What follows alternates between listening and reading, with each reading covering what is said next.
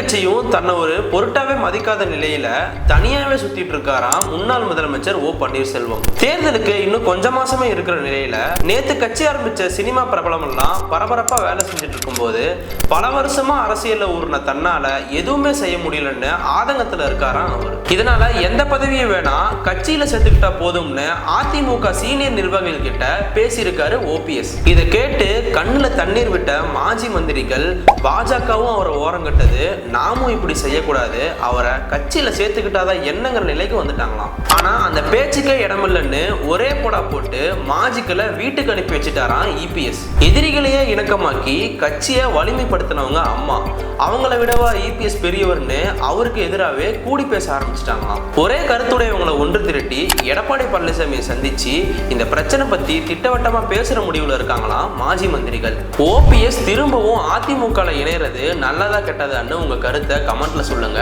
இதே மாதிரி சுவாரஸ்யமான பல அரசியல் செய்திகளை தெரிஞ்சுக்க தெற்கின் குரல் சேனலை ஃபாலோ பண்ணிக்கோங்க.